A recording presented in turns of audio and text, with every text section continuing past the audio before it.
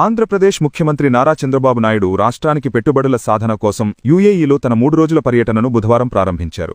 తొలి రోజు ఆయన అంతర్జాతీయ కంపెనీలతో వరుస భేటీలు నిర్వహించడంతో పాటు ఎంబసీ అధికారులతోనూ కీలక సమావేశాలు నిర్వహించారు.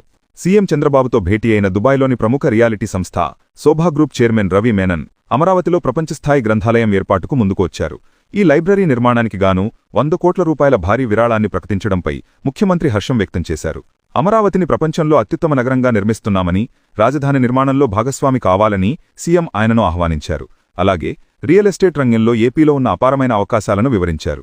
ట్రాన్స్వర్డ్ గ్రూప్ చైర్మన్ రమేష్ ఎస్ రామకృష్ణన్తో మాట్లాడిన సీఎం చంద్రబాబు దుగరాజపట్నం వద్ద షిప్ బిల్డింగ్ యూనిట్ నిర్మించే దిశగా ప్రణాళికలున్నాయని తెలిపారు.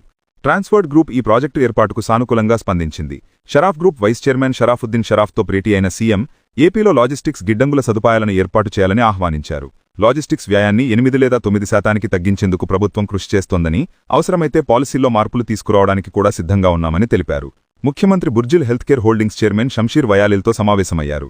ఈ సంస్థ ఏపీలో పెట్టుబడులు పెట్టడానికి ఆసక్తి చూపింది. ముఖ్యంగా తిరుపతిలో స్పెషల్ క్యాన్సర్ సెంటర్ నిర్మాణానికి ముందుకు వచ్చింది. వైద్యారోగ్య రంగంలో ప్రభుత్వం తీసుకువస్తున్న ప్రివెంటివ్ క్యూరేటివ్ విధానాలను సీఎం వారికి వివరించారు. CM Chandrababu Dubai Indian consul general Satish Kumar Sivan, అబుదాబిలోని డిప్యూటీ చీఫ్ ఆఫ్ మిషన్ అమర్నాథులతో భేటీ అయ్యారు. ఏపీ యుఏఈ మధ్య పారిశ్రామిక బంధం బలపడేలా సహకరించాలని కోరారు.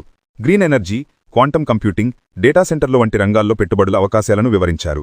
ఈ సందర్భంగా ప్రధానమంత్రి నరేంద్ర మోదీ చొరవ వల్లే దేశంలో విప్లవాత్మక మార్పులు వచ్చాయని సీఎం ప్రశంసించారు. యుఏఈలోని తెలుగువారి అభివృద్ధికి తోడ్పాటు అందించాలని కూడా ఎంబసీ ప్రతినిధులను కోరారు. ఈ సమావేశంలో మంత్రులు బీసీ జనార్దన్ రెడ్డి, టీజీ భరత్ సహా ఉన్నతాధికారులు పాల్గొన్నారు. నవంబర్ 14-15 తేదీల్లో విశాఖలో జరిగే భాగస్వామ్య సదస్సుకు యుఏఈ సంస్థలను ఆహ్వానించాలని సీఎం కోరారు.